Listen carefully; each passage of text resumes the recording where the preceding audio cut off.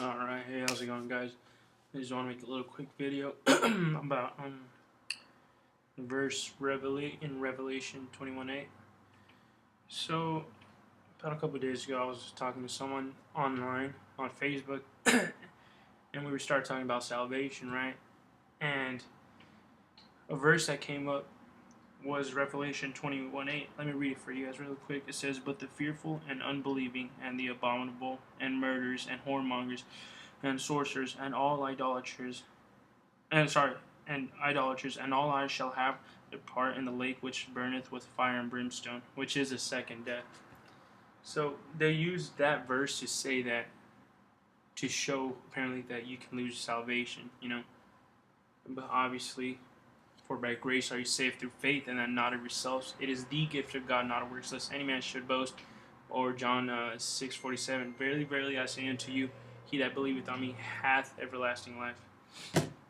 So, it's funny because, I go door-to-door soul winning, and a lot of people tend to use Revelation 21:8 to try to prove that you can lose your salvation. They say, well, you see, if you're a murderer, or if you're a murderer, it's funny how that's the only word that they use. If you're a murderer, or if you're a liar, blah blah blah, you'll go to hell. But it's funny how it says, "All liars shall have their part that burneth with fire and brimstone," right?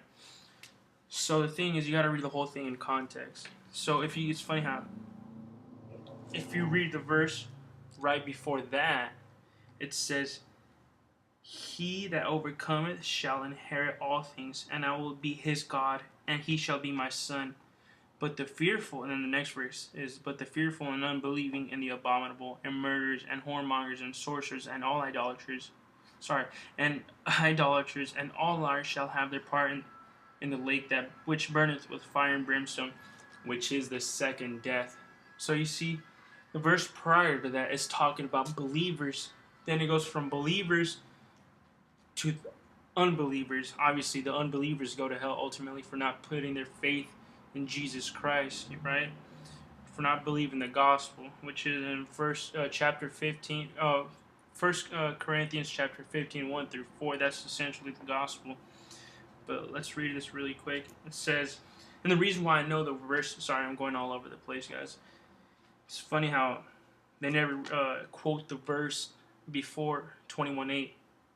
Like I said, it says, "He that overcometh shall inherit all things, and will be his God, and I will be his God, and he shall be my son." Now, how do I know that it's talking about believers? Well, ultimately, who overcometh in this world?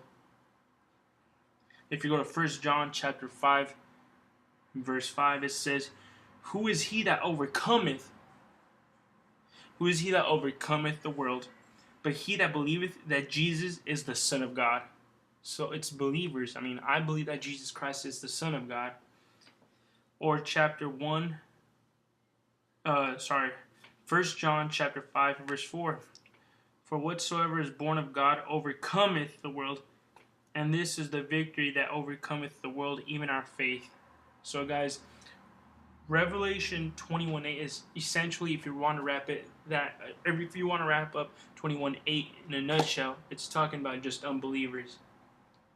And unbelievers go to hell. It's not saying that you can lose your salvation.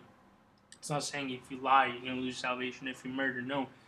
It's wrapping up all sins in one package and saying that you go to hell. For example, let me give you guys a verse really quick. It's in James. Sorry, guys. Let me look it up really quick. I'm blanking out. I'm sorry, guys. Basically, I'm not going to quote it exactly, but it's just, if you're guilty of one sin, if you commit one sin, you're guilty of the whole law.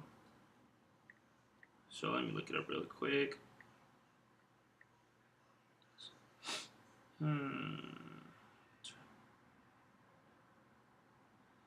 Guilty of all.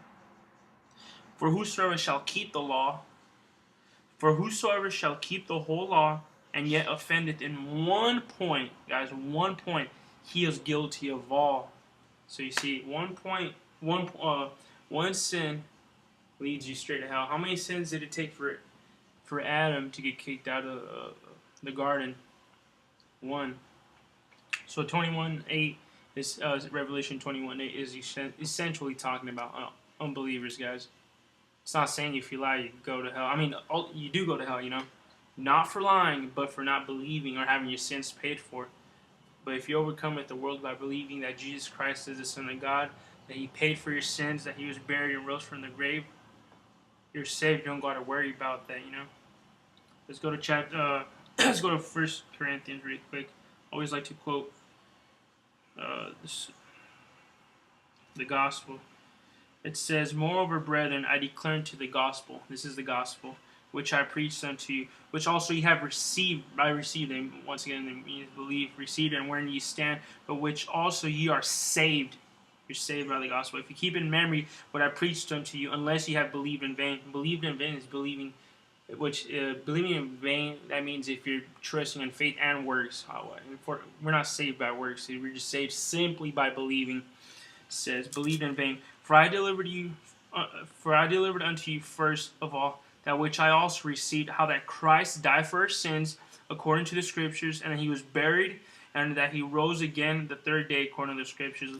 And essentially, if you believe that, you guys, you're saved forever. Everlasting means everlasting, guys. You cannot lose your salvation. Thank you. You guys have a good day.